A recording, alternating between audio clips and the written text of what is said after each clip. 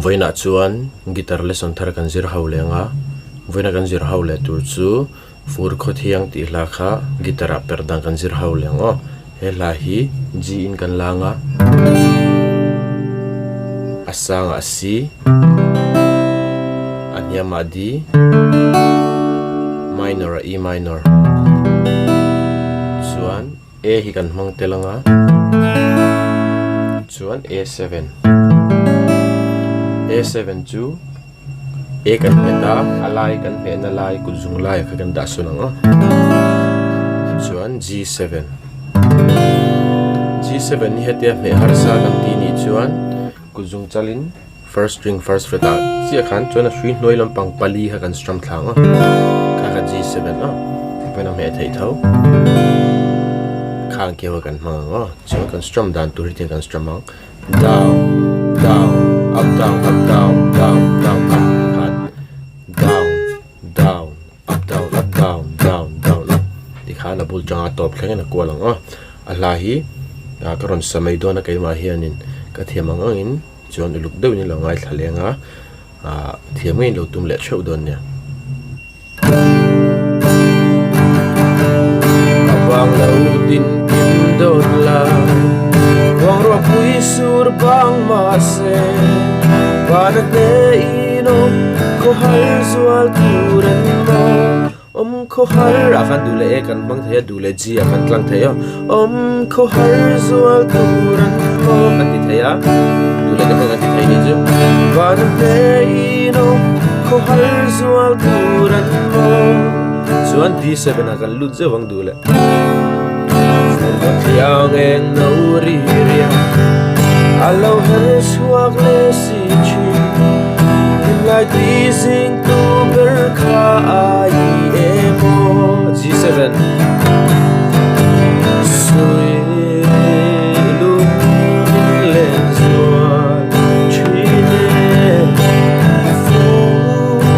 Khawthiang akha A7 o fu Khawthiang eng no ri ria D7 kan dun le ang G7 han don chang ni ya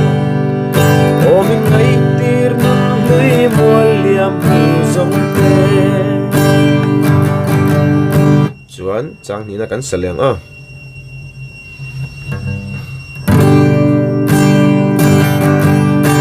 le di her liam zel chal khor no me lo za me kathim lai dum thulin mo akhat A dule kan lu danga dule G akan tlang le me anga mo jing ruai kadulai ngai no bei ke nang ne ma ngai shui vuada dam lai hun tim kan chiar ben lung min le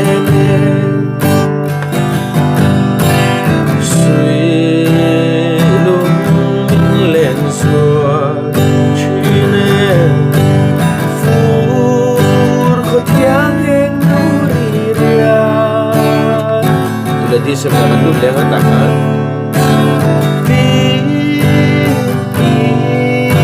kehandon canggih oh minai tir hui mualiam tu sampe sikuala mariak dei so koredam biaya ya mati yang hulen hui te kehandira Dona van say chin vong vong Don't be glem nay silo ya Shingen kal siam yang gay zong lung lai min khang Sui lung min len zua chine Fur Khawthiang eng no ri ria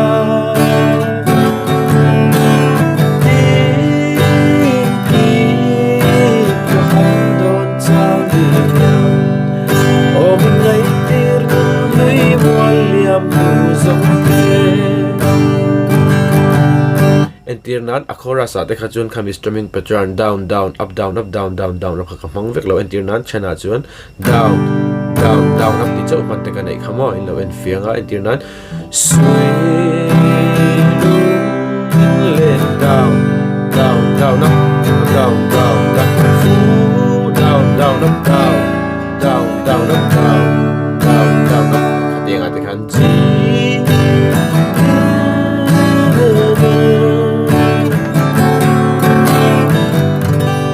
khan a strumming pattern khachu nang mani pon ka soyang kherlo po khanin strum thei ti khan lo hredon ni a